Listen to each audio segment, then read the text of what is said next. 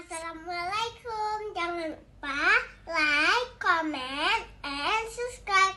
Bye.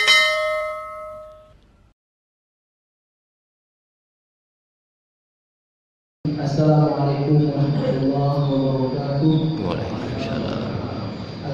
Segala puji bagi Allah, salawat dan salam kepada Nabi Muhammad SAW beserta seluruh sahabat beliau yang kami muliakan dan yang kami banggakan. Selamat datang kepada jamaah safari subuh Arafah di kampung Nuh Raya, ke Masjid Taqwa Nuh Raya. Semoga kehadiran jemaah sekalian bisa membawa kebaikan untuk berkah bagi kita semua. Insyaallah kami juga dari BKM dan dari jemaah nanti pada ceramah ada menyiapkan sedikit sajian sarapan pagi serta sedikit air, dan juga ada bubur sumbangan dari Bank Sinar Masyarakat. Mudah-mudahan juga Allah berkahi atas semua sumbangan dari jemaah dari keluarga muslim. Kemudian sebagai pengumuman juga mudah-mudahan bisa mendapatkan sumbangan juga dari Bapak Ibu jemaah sekalian yang hadir. Masjid kita juga masih tahap pembangunan dan sekarang sedang mengerjakan perubahan utama, dan nanti akan mengerjakan di tanah masjid.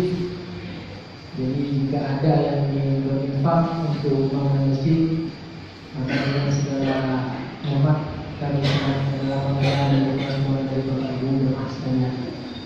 Semoga ini saja dari kami BKM sebagai ucapan selamat hadir kepada jemaah sekalian, dan kita menuju ceramah sholat subuh yang dipimpin oleh Ustaz Ardian Syah Amin. Dan Ustaz mengucapkan Assalamualaikum warahmatullahi wabarakatuh.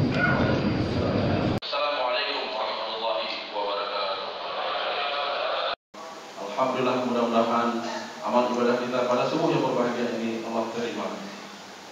Amin ya rabbal alamin. Salawat kepada ini salam kita sanjung sekian kepada Nabi Muhammad sallallahu alaihi wasallam, yang mana beliau telah berusaha payah menarik umatnya dari alam kebodohan ke alam yang berujung ketahuan.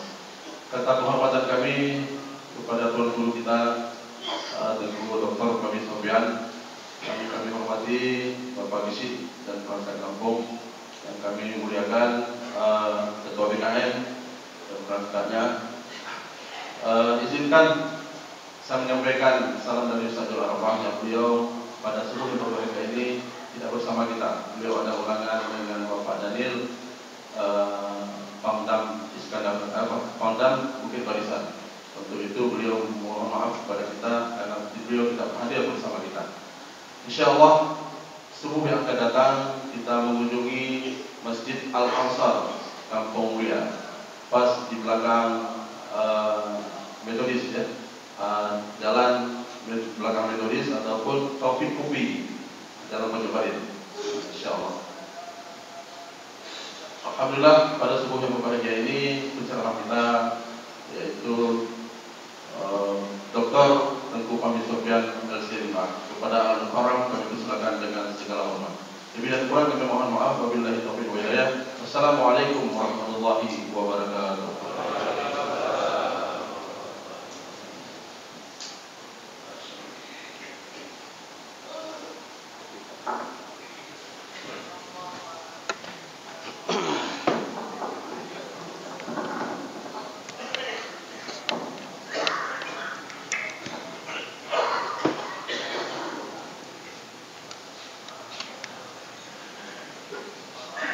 Bismillahirrahmanirrahim. Assalamualaikum warahmatullahi wabarakatuh. Alhamdulillahi rabbil alamin. Wassalatu wassalamu ala asyrafil anbiya'i wal mursalin wa ala alihi wa ashabihi ajma'in. Raditu billahi rabba wa bil islami dina wa bi Muhammadin nabiyya wa rasulah. Rabbi shrah li sadri wa yassir li amri wahlul 'uqdatam min lisani yafqahu qawli.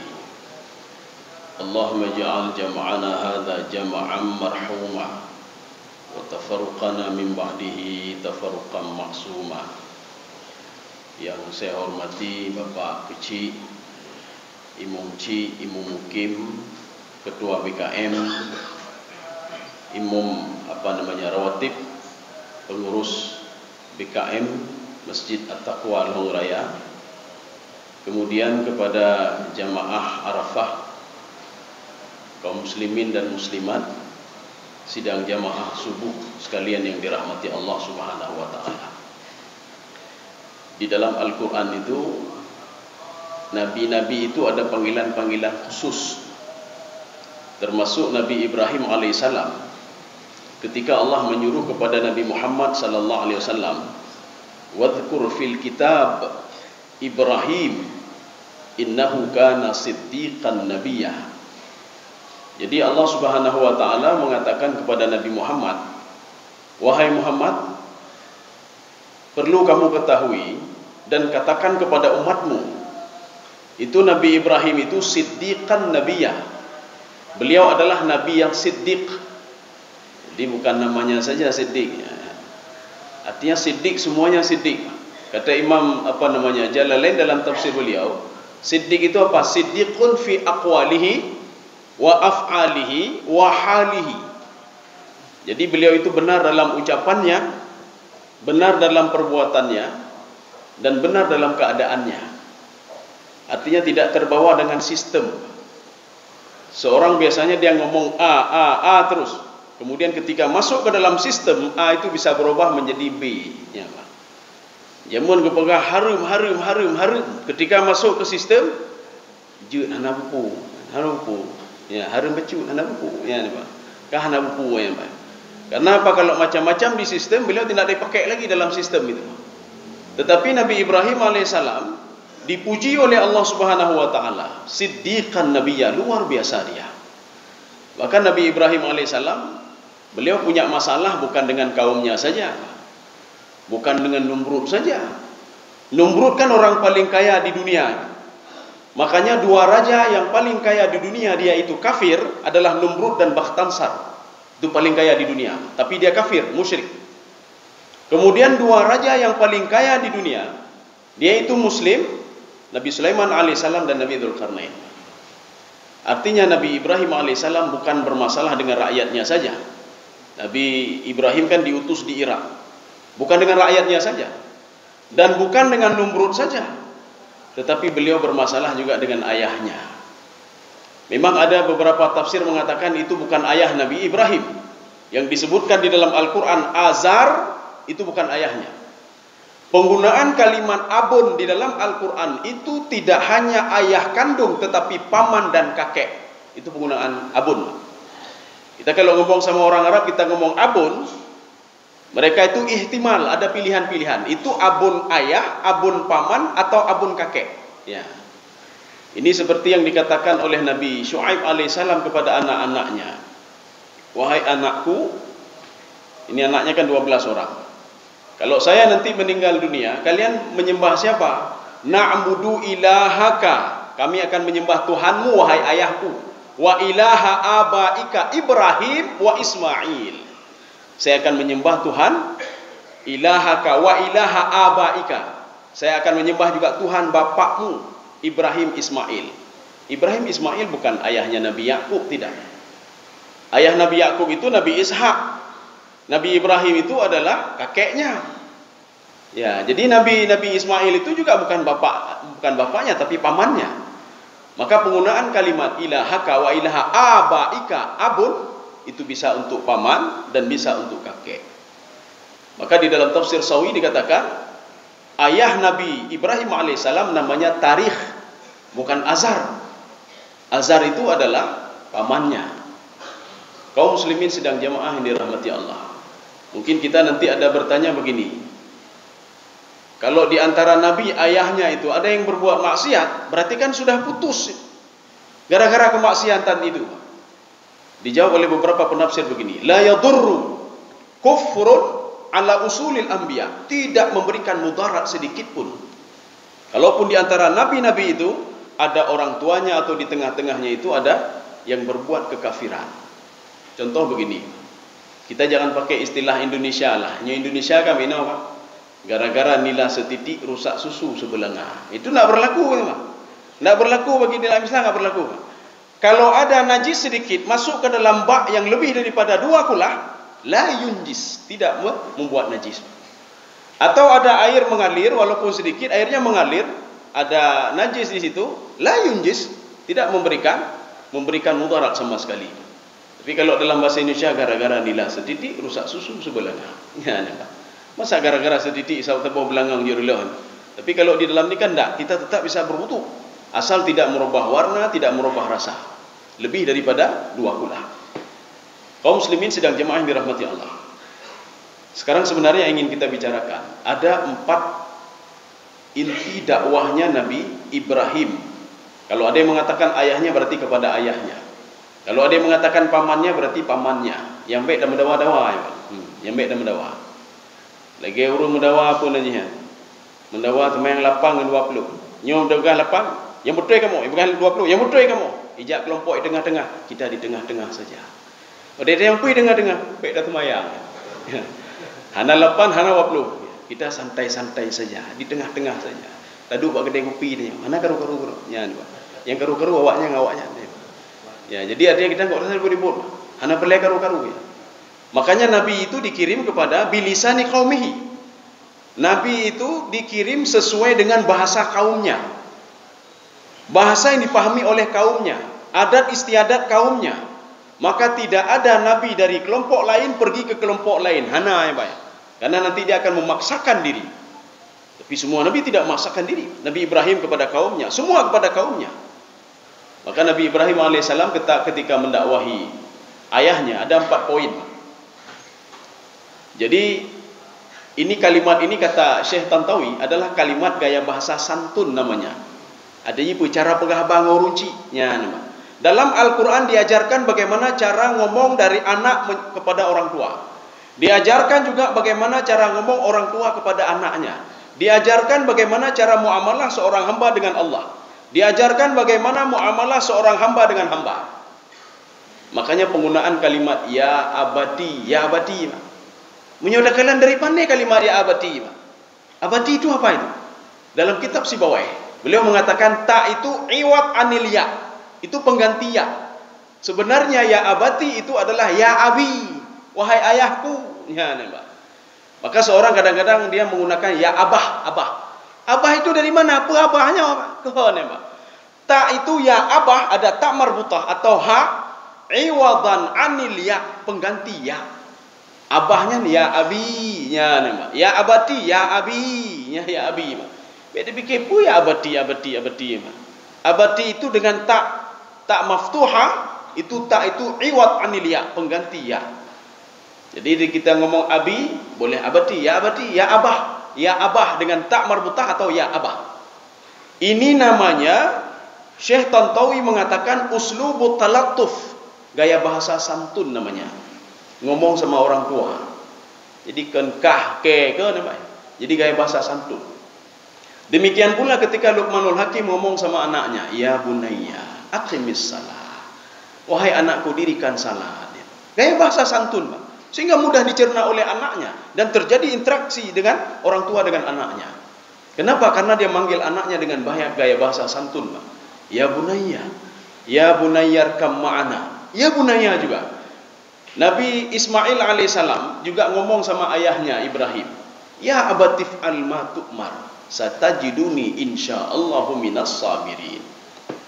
Sekarang kita lihat pesan yang pertama Nabi Ibrahim alaihissalam kepada ayahnya. Jadi ayahnya itu bukan sembarangan orang, atau pamannya ya. Jadi baik karu-karu yang pengah paman je jawab keron gede paman je. Oh nek pengah ayah je ci jawab keron ayah gede. Yang boleh baik karu-karu ya. Baik gara-gara ayah dengan paman ka karu ni. Ayah boleh, paman boleh. Ya. Ayahnya itu punya andil besar dalam pembuatan patung Numrud. Numrud menyembah patung. Yang buat siapa? Itulah itu Azar. Azar juga pembuat patung. Sama seperti yang disebutkan di dalam surah Yasin. Ada seorang pemuda, hidupnya itu 30 tahun dia membuat patung untuk raja. Rupanya setelah itu dia bertobat kepada Allah Subhanahu wa taala. Akhirnya apa? Pendakwah yang dikirim oleh Nabi Isa alaihissalam 2, tidak cukup. Hanya diterima oleh raja, Pak. Ditambah lagi 3. Fa'azzazna bithalithin. Saya tambah 3. Raja Hanajih. Akhirnya datanglah laki-laki ini. Faja'a rajulun min aqsal Madinah. Jadi dari pelosok itu seorang pemuda miskin, pembuat patung, sudah bertobat kepada Allah, dia mendatangi raja. Apa kata dia? Kenapa kamu tidak mau menyembah Allah yang menciptakanmu? Untuk apa menyembah patung? Akhirnya pemuda ini, raja mengatakan, kamu siapa kamu? Kamu kan pembuat patung kamu. Kamu siapa kamu? Kalau dibandingkan dengan saya, tidak ada apa-apanya kamu.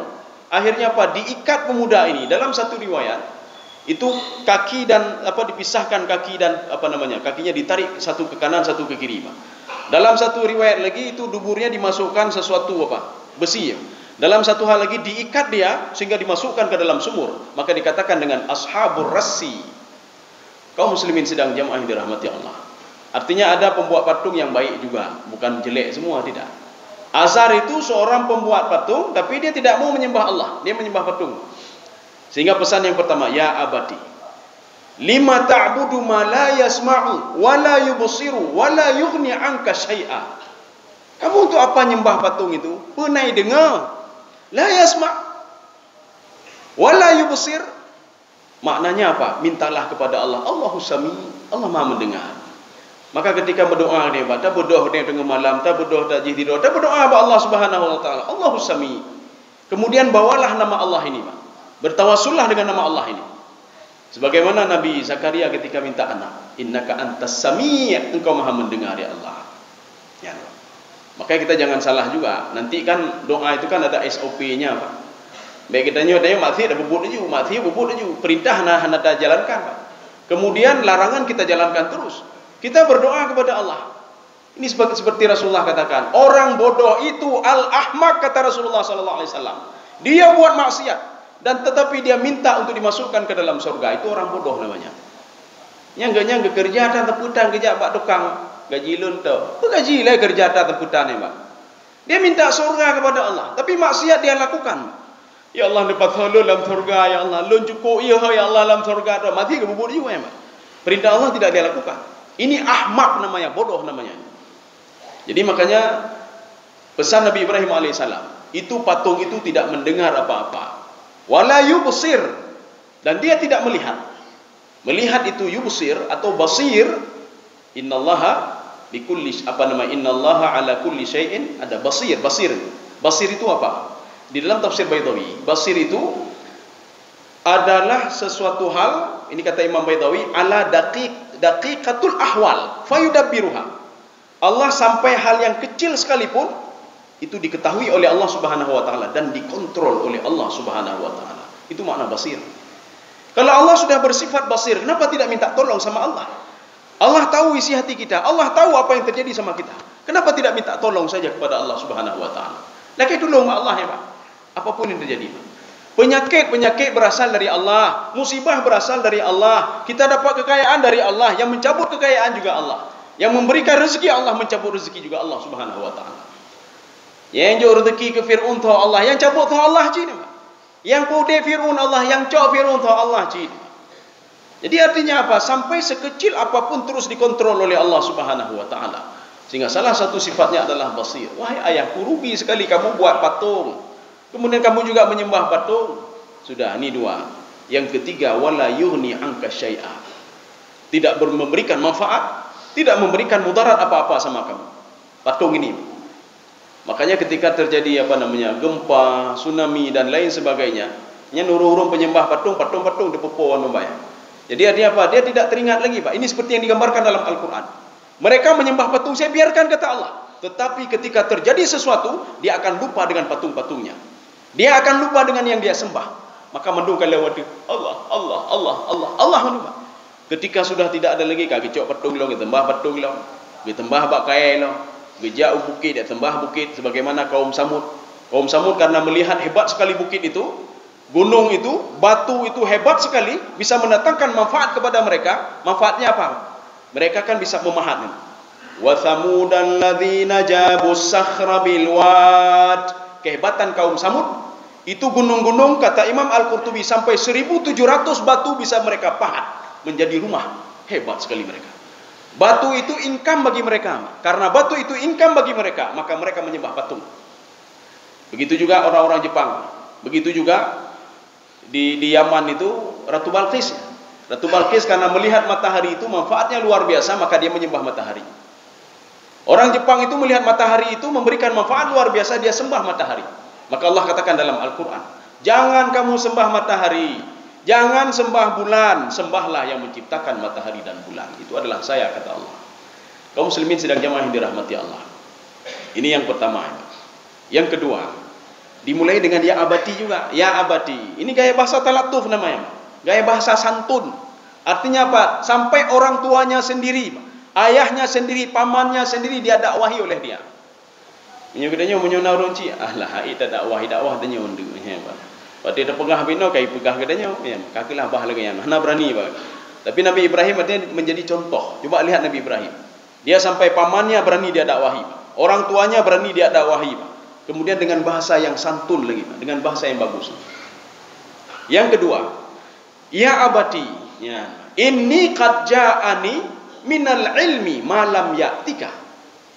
Ya, ini adab seorang anak, bukan dengan ayahnya saja, dia dengan orang lain begitu juga. Ini adab tawadhu, begitu tawadhunya Nabi Ibrahim alaihissalam. Apa kata Nabi Ibrahim? Wahai ayahku, saya sudah diberikan petunjuk oleh Allah. Jadi yang suka petunjuk di sini apa? At-tauhid wasyar'i wasyariah. Tauhid saya sudah diberikan ilmu oleh Allah. Syariat juga sudah diberikan oleh Allah. Malam ya'tika. Allah belum memberikan kepada engkau, Tidak dikatakan oleh Nabi Ibrahim alaihissalam, ya drom bodoh, lon cara hana ya, Pak. Ini hana akhlak nih, Pak. Hana adab. Dan dia tidak pernah mengatakan saya orang paling banyak ilmu, tidak pernah. Nabi Ibrahim tidak pernah ngomong begitu. Saya orang paling banyak ilmu, diberikan hidayah oleh Allah, sedangkan engkau tidak pernah. Ini seperti Nabi Khidir alaihissalam. Nabi Khidir alaihissalam dengan Nabi Musa, walaupun dua-dua ini ulama alim, tetapi keilmuan mereka itu berbeda. Satu dapat ilmu zahir, satu ilmu batin. Nabi Musa dapat ilmu zahir, dia tahu macam-macam ilmu, tapi yang ilmu zahir. Sedangkan Nabi Khidir alaihissalam ilmu batin. Maka ketika pelajaran pertama bagi Nabi Musa alaihissalam, ketika mereka naik kepada sebuah kapal, mereka melihat apa? Fanadhara usfur, ada seekor burung. Nakaral ma nakratun wa nakrataini. Dia minum air, satu patukan atau dua patukan. Ketika itu apa kata Nabi Khidir alaihissalam? Ya Musa, wahai Musa, perhatikan burung itu ya Musa. Madza yatabaqqa fi famihi? Coba lihat apa sisa dari mulutnya yang sudah dia minum tadi. Nabi Musa mengatakan cuma sedikit sisanya. Dia minum satu atau dua, sisanya sedikit di mulut dia. Itulah ilmu kita berdua. Sedangkan ini adalah ilmu Allah Subhanahu wa taala. Lautan ini ilmu Allah yang tidak pernah habis-habisnya. Maka baik dah bumbung dalam pengalun kah hebat kalu. Wah hebat le tanya hebat. Wah hebat kena hebat. Lon kah hebat halonyo lonye. Ilmu Allah itu luas sekali. Ilmu Allah itu luas sekali. Makanya ketika turun ayat Iqra bismi rabbikal ladzi khalaq. Iqra itu ada dua pengertian dalam tafsir Al-Baghawi. Iqra yang pertama Iqra nafsak. Baca dirimu sendiri, introspeksi dirimu sebelum mendakwahi orang lain. Kalian ro ini baik pegah macam-macam hai nyo bino inang katanya oleh kipang. Kita mari salat jemaah kada tanda salat jemaah. Mari kita bersedekah ini tak sedekah nih, Pak. Maka kunci dalam berdakwah kata Allah Imam Al-Baghawi, Pak. Lihatlah dirimu sendiri, Iqra bi nafsik, baca dirimu sendiri satu. Yang kedua, itla' 'alal kutub, baca buku sebanyak-banyaknya. Litablighin nas, kemudian sampaikan kepada manusia. Bacanya, baca mandum baca. Ya. Sehingga kita menghormati pendapat orang lain. Begitu juga Nabi Khidir alaihissalam. Dia mengatakan ilmu kita cuma sedikit sekali. Ilmu kamu sedikit, ilmu saya sedikit. Padahal dalam Al-Quran Allah sudah mengatakan saya berikan semuanya kepada Khidir. Saya ajarkan dia. Wa 'allamnahu. Ada hambaku saya ajarkan dia. Saya ajarkan juga kepada Nabi Musa alaihissalam. Tetapi Nabi Khidir tetap mengatakan ilmu saya itu cuma sedikit sekali. Maka begitu juga Nabi Ibrahim alaihissalam. Nabi Ibrahim mengatakan wahai ayahku, saya sudah diberikan ilmu oleh Allah. Ilmu itu belum lagi diberikan pada engkau. Hana pegah ya, dalam bodoh ya. Don hana careng, yang careng lun hana. Ini uslubut talatuf namanya, gaya bahasa yang santun sekali. Maka Nabi Ibrahim mengatakan fattabi'ni, ikutilah saya ya wahai ayahku. Ikutilah saya yang membawa petunjuk Allah Subhanahu wa taala. Fattabi'ni ahdika siratan sawiyah. Saya akan memberikan kepadamu jalan yang sawiyah. Sawiyahnya punya baik. Sawiyah kita sering membaca di dalam surah Al-Fatihah, ihdinas siratal mustaqim. Siratal mustaqim. Para penafsir sepakat kalau sirat itu penggunaannya selalu makna majas, tidak makna hakiki. Apa makna siratal mustaqim? Siratal mustaqim, ya Allah berikanlah ketenangan jiwaku. Satu. Ya Allah berikanlah supaya saya selalu istiqamah dalam berbuat sesuatu. Makanya Nabi Ibrahim mengajak ayahnya supaya istiqamah. Ketika nanti ikut supaya istiqamah untuk terus menyembah Allah Subhanahu wa taala. Jadi artinya pakan menyembah Allah habis menyembah ummah haili tambah Allah. Dia istiqamah, butuh kepada istiqamah. Ini seperti yang dikatakan oleh Ibnu Arabi di dalam tafsir beliau. Ibadah itu, yang dikatakan ibadah itu harus mengandung 3 unsur. Maka salah satu unsurnya apa yang ketiga itu? Istiqamah wal mudawamah. Itu baru dikatakan ibadah. Untuk apa ibadah setelah setahun hanya ada ibadah lim? Untuk apa ibadah setelah hampir tua kita lah ibadah li kahek. Tetapi lebih bagus ibadah itu sedikit tetapi terus istiqamah, continue sampai kita meninggal dunia. Walaupun kita melakukan ibadah salat fardu saja, salat sunnah hai dah bubuknya. Salat fardu kita berjamaah terus istiqamah sampai kita meninggal dunia. Kaum muslimin sedang jemaah yang dirahmati Allah. Ini yang dimaksudkan dengan siratal mustaqim. Apa nama siratal mustaqim atau siratan sawiyah? 2. Yang ketiga, berikanlah saya itu ya Allah akidah yang benar. Ini siratan sawiyah, akidah yang benar. Makanya Nabi Ibrahim mengatakan fattabi'ni ahdika siratan sawiyah.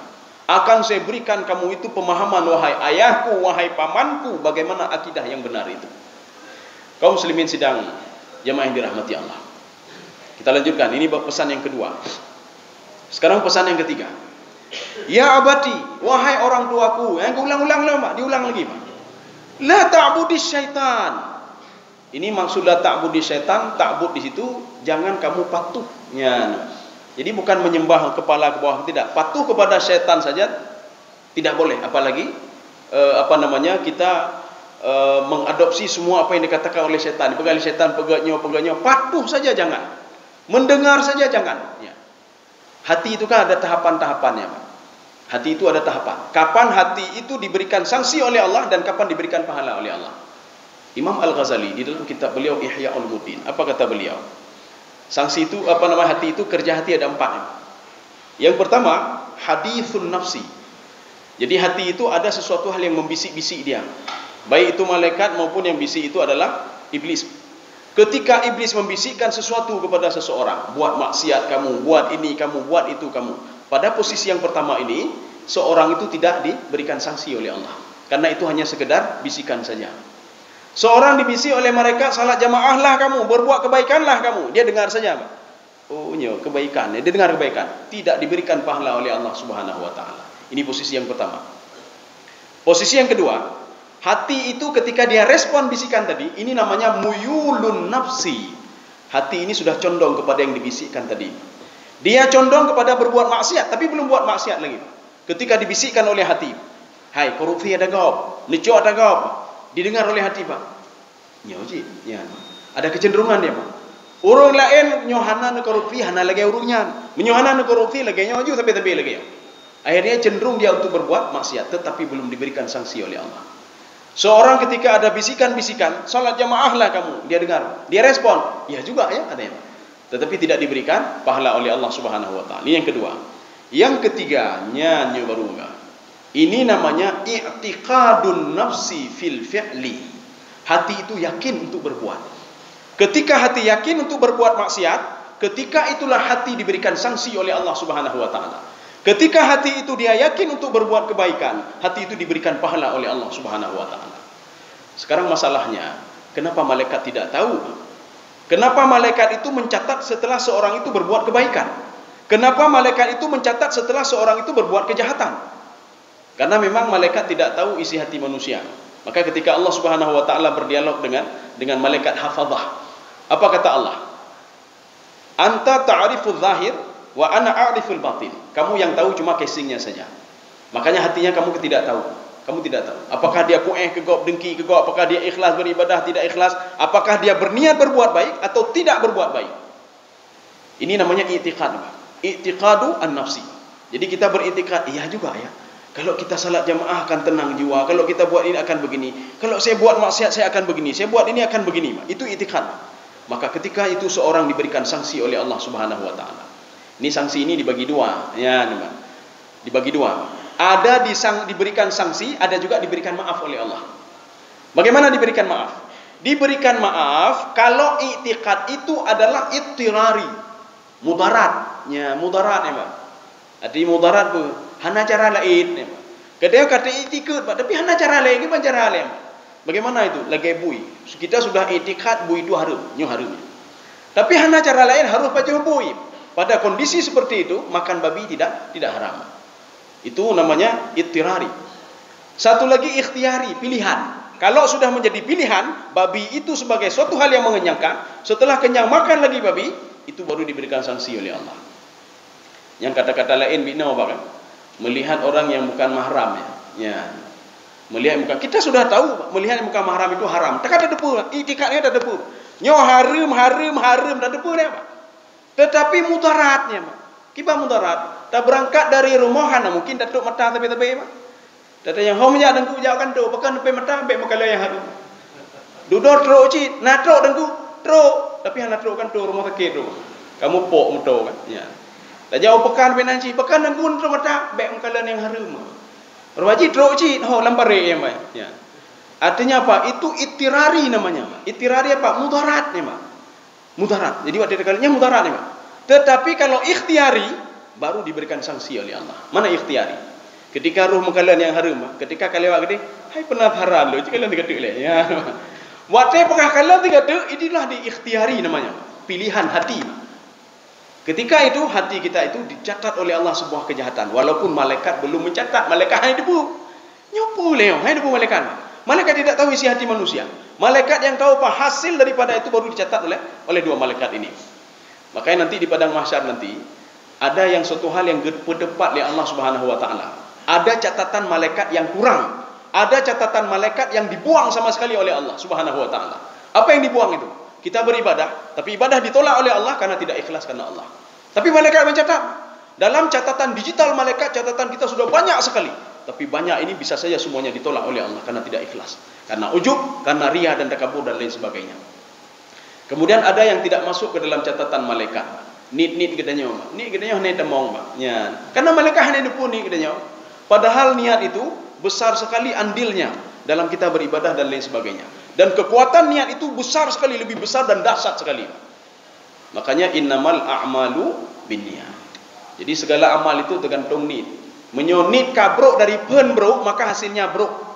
Ketika beliau itu masuk ke sebuah sistem, habis duit sudah miliaran habis duit. Yang ketika kita mau lain sistem, pakai bancara pengen beli balik demah. Pakai bancara beli balik demah. Nit kabrok maka karena nit bro, maka hasil juga bro. Keturunan juga bro, keberkahan juga tidak ada. Nyanya, Pak. Nyampe dah berkah, nak berkah, karena nit kabrok ni dari pertama. Dari pupung kabrok ni.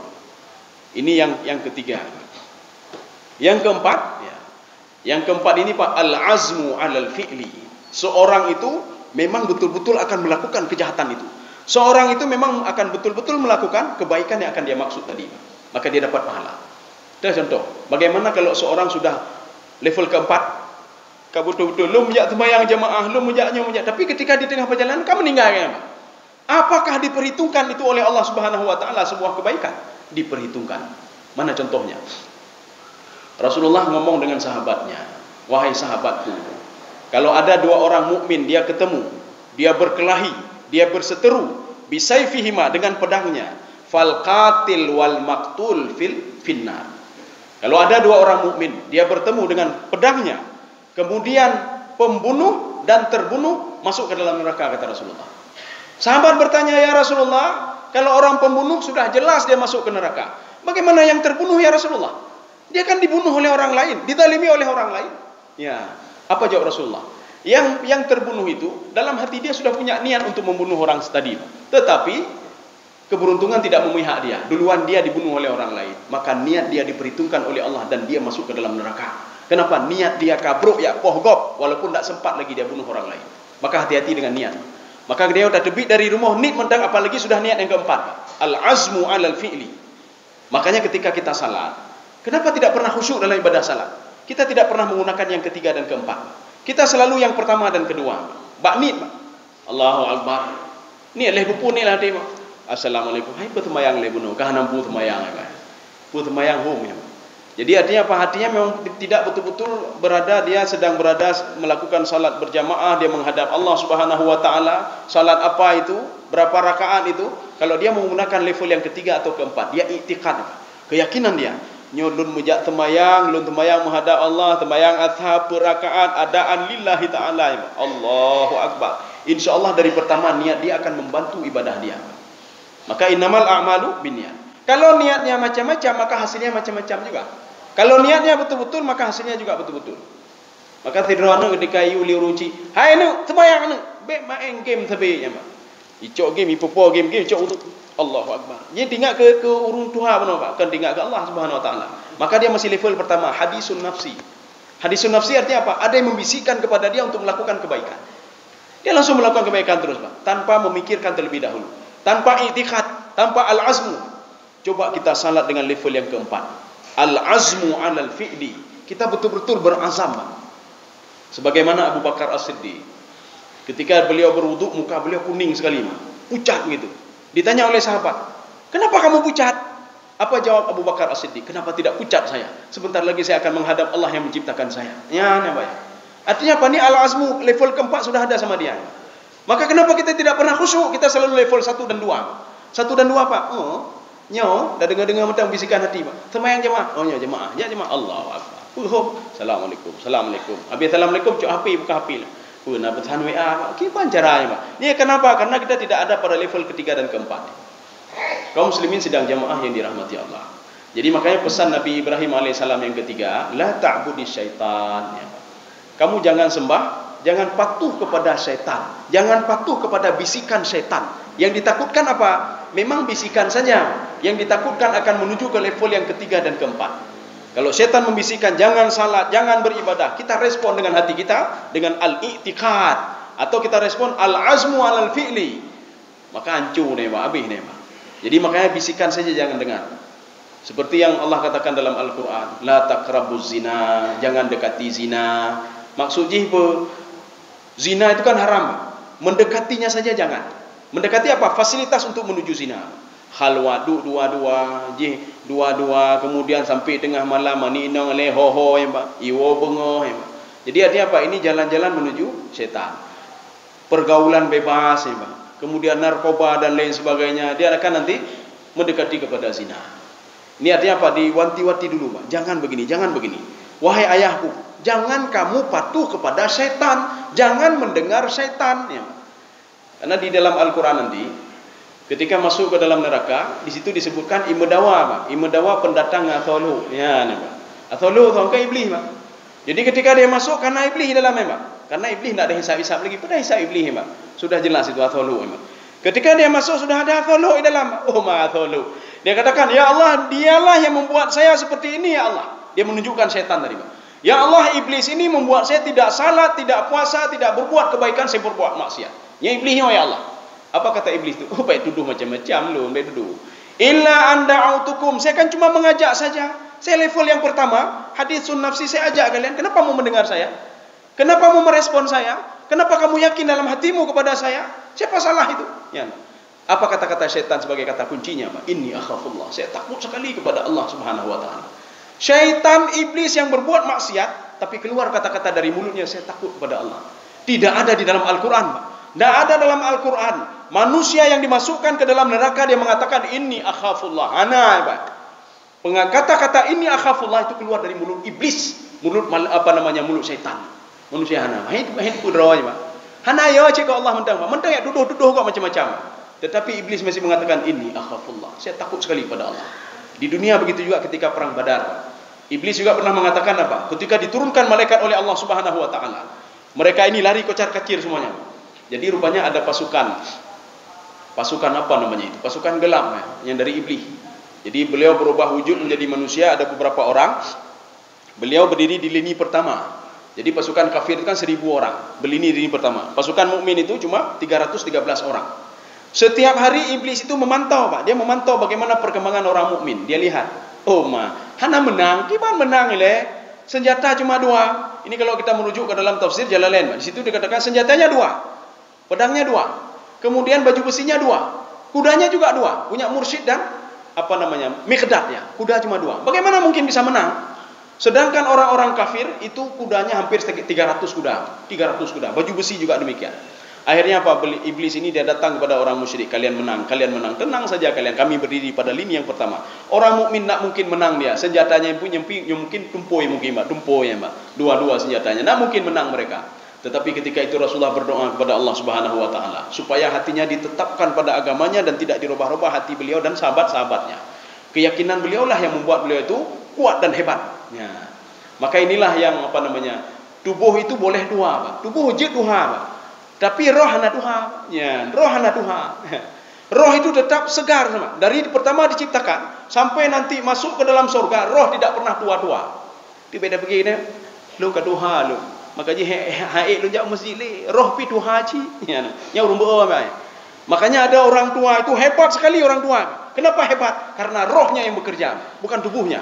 Dia sanggup salat berapa rakaat, sanggup membaca Al-Quran sampai berapa juz. Itu yang baca itu bukan tubuhnya. Kalau tubuhnya sudah tua, tetapi rohnya yang begitu hebat sekali, yang selalu berinteraksi dengan Allah Subhanahu Wa Taala. Kaum muslimin sedang jemaah yang dirahmati Allah. Maka ketika bertemu 2 itu, idil taqai di perang Badar itu, Pak. Ketika itu kan diturunkan malaikat. Itu iblis-iblis dan setan semua lari, Pak. Apa kata orang musyrik? Kenapa kalian lari, Pak? Mereka tidak tahu kalau itu iblis, Pak. Inni ara ma la taraun, inni akhafullah. Saya melihat apa yang tidak bisa kalian lihat. Saya lihat malaikat turun dari langit. Saya takut sekali kata. Inni akhafullah. Saya takut sekali kepada Allah Subhanahu Wa Taala. Itu tepit kata-katanya dari abah iblis dan setan ya Pak. Tahu dia Pak. Katanya mudah tepu dan tepu Pak. Ya. Kaum muslimin sedang jemaah yang dirahmati Allah. Ini pesan yang ketiga. Yang terbodoh Pak. Di betrip-trip dah, untuk bubur-bubur pi kalepi. Ha, bukan nak bubur kan. Betrip dah ni. Yang keempat ini, ya abadi, wahai ayahku, ya. Yang gara-gara bubur kata wajib yang keput ni. Yang kata tahji ni. Ini yang keempat ni kata wala. Ya, gara-gara bubur ni banyak kita. Gua baik pegah ile nak bubur kan. Tapi hana bubur lah. Dah 3 saja ya, 3 saja. Dia yang panjang binti ke panjang jika lebih ci bubur. Jadi artinya apa? Ini memberikan pelajaran kepada kita bagaimana cara berdakwah. Artinya berdakwah itu harus dengan santun ya. Jadi tidak boleh temenagop, tidak boleh menyalahkan orang lain, tidak boleh, kita harus santun dan selalu menghormati kearifan lokal. Ya. Ho tajak katanya. Tajak gede kipan ini. Kearifan lokal. Ho tajak kena gede. Dapat sesuaikan. Baik dapat tharo Pak. Dia tidro Pak. Dapat tharo lah kampungnya dan dia untuk roi pupo kampung lain Pak. Macam-macam gede-gede. Ya. Artinya apa? Kearifan lokal. Makanya pendakwah itu bilisani qaumihi Pak. Dengan lisan qaumihi maksudnya apa? Mereka itu berasal dari kelompok itu juga. Semua nabi, coba lihat. Semua nabi dan rasul itu berasal dari kelompok mereka sendiri. Kenapa? Karena mereka tahu ada istiadatnya, tahu kearifan lokalnya, semua tahu. Maka kalau kita ingin berdakwah, kita pergi ke perbatasan, kita harus tahu bagaimana kearifan mereka. Kita pergi ke mana? Kita harus tahu. Bet dapat harap. Nyo harubino. Yang tinggal 2 orang kah 60 Pak. Yang rodawo kena Pak. Karena tidak bisa kita menyesuaikan diri dengan mereka. Mudah-mudahan ada manfaatnya bagi tuan dan jemaah sekalian. Subhanakallah bihamdika asyhadu an la ilaha illa anta astaghfiruka wa atubu ilaik. Assalamualaikum warahmatullahi wabarakatuh. Waalaikumsalam warahmatullahi wabarakatuh. Terima kasih kami ucapkan kepada guru kita Bapak Sofyan Jemaah. Baiklah. Insyaallah sekali lagi kami umumkan yang bahwa ahad depan kita akan mengunjungi Masjid Al-Ansar dalam Pocobarin pas berbelakang Taufik Ubi ataupun di belakang Indonesia, insyaallah. Demikianlah yang dapat kami sampaikan. Lebih dan kurang kami mohon maaf. Wabillahi taufiq wal hidayah. Assalamualaikum warahmatullahi wabarakatuh.